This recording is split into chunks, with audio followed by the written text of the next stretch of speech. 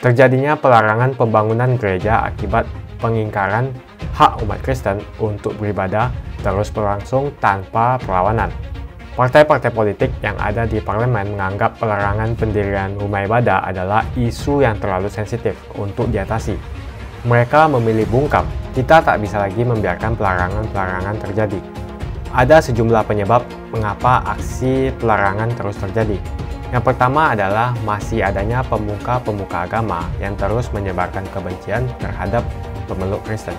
Pemerintah pusat harus berkomunikasi dengan para pemuka agama yang selama ini masih juga percaya dan merasa bahwa kehadiran gereja adalah hal yang harus ditolak.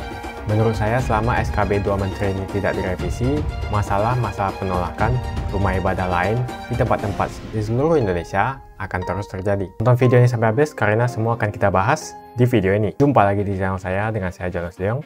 Sebelum ke pembahasan, terima kasih banyak buat kalian yang sudah like di awal video. Dan sambil Anda menonton, tuliskan komentar Anda tentang apakah wajib SKB 2 Menteri ini untuk direvisi.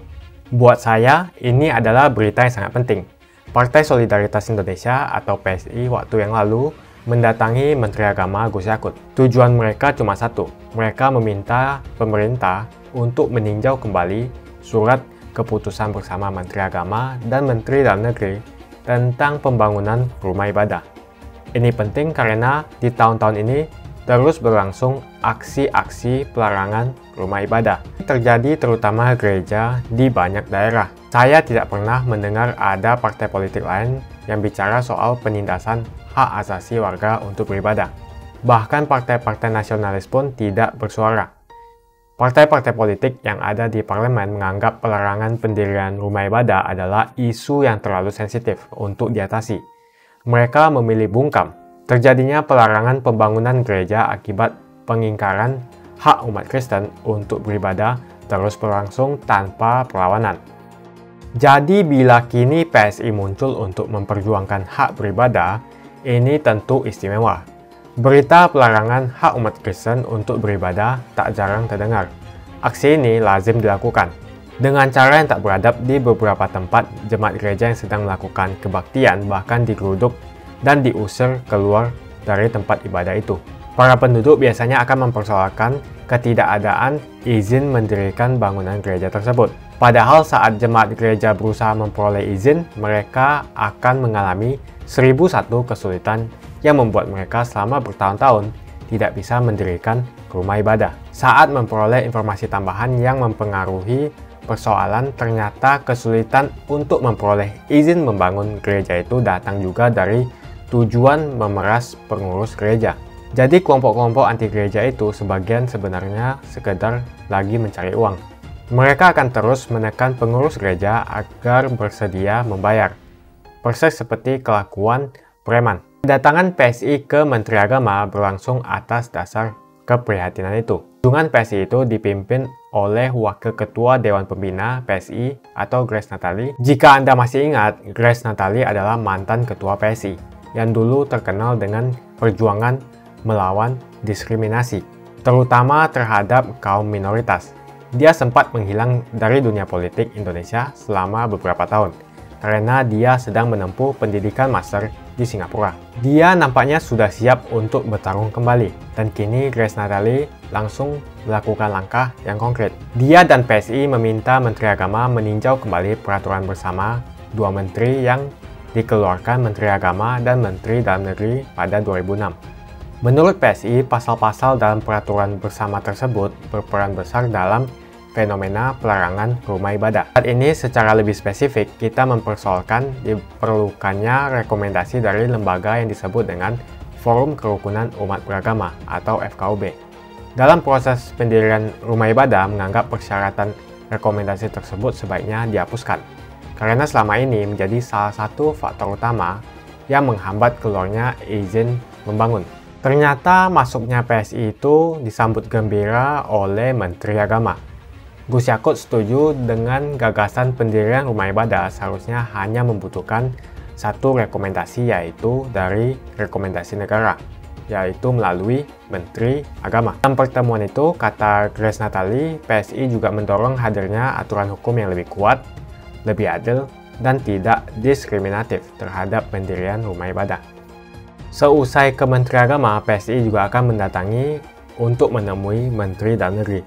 Kita berharap bila peraturan bersama itu bisa dikoreksi dalam waktu dekat ini, akan menjadi warisan yang sangat berharga sebelum pemerintahan Jokowi berakhir tahun depan. Selanjutnya, PSI mengajukan keberatan hak uji material ke Mahkamah Agung terhadap pembentukan dan ketentuan-ketentuan dalam peraturan bersama menteri tersebut. Apa yang dilakukan PSI memang luar biasa penting bagi mereka yang percaya pada arti pentingnya pemenuhan hak beribadah setiap warga negara ini. Kita tak bisa lagi membiarkan pelarangan-pelarangan terjadi. Ada sejumlah penyebab mengapa aksi pelarangan terus terjadi.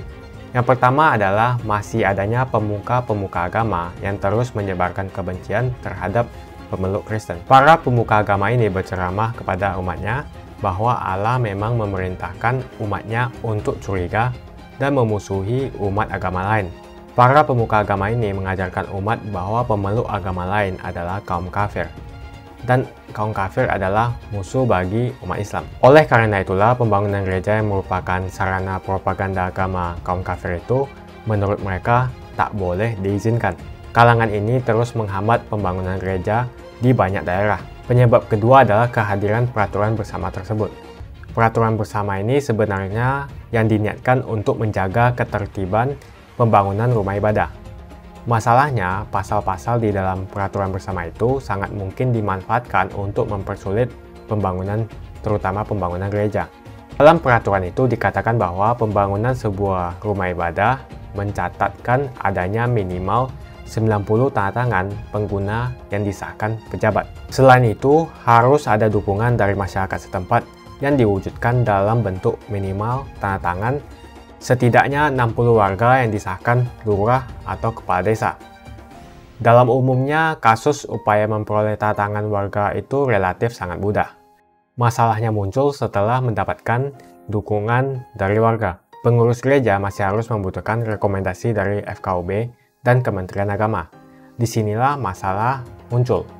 FKUB itu diisi oleh perwakilan pemuka agama di daerah masing-masing. Namun komposisi keanggotaannya ditentukan secara proporsional oleh komposisi pemeluk agama di daerah itu. Jadi wajar bila FKUB di sebuah daerah yang mayoritas penduduknya, sebagian besar anggotanya adalah agama mayoritas. Tentunya memeluk agama mayoritas tidak menjadi masalah bila para pemuka agama di daerah tersebut beraliran moderat. Masalahnya, banyak tempat yang duduk di FKUB adalah para pemuka agama yang berpikiran sempit. Kebanyakan dari mereka memang menganggap kehadiran rumah ibadah bagi minoritas sebagai gangguan. Inilah yang menjadi faktor penghambat berdirinya rumah ibadah. Kalau mau dipelajari lebih jauh, pembangunan rumah ibadah sebenarnya tak hanya datang dari FKUB.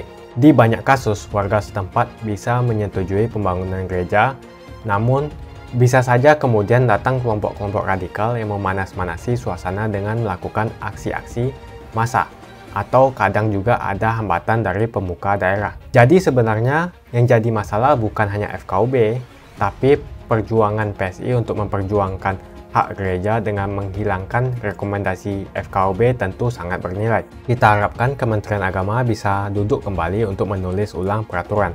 Pembangunan rumah ibadah ini penting karena umat Islam dan umat Kristen dan umat agama lain adalah umat bersaudara dalam Indonesia yang satu. Pemerintah pusat harus berkomunikasi dengan para pemuka agama yang selama ini masih juga percaya dan merasa bahwa kehadiran gereja adalah hal yang harus ditolak. Para pemuka agama harus sadar bahwa menolak pembangunan gereja bukan saja bertentangan dengan konstitusi, tapi juga bertentangan dengan ajaran agama itu sendiri. Pemerintah pusat juga harus melakukan kampanye nasional soal toleransi beragama. Masyarakat harus dididik untuk saling menghargai hak beribadah masing-masing umat.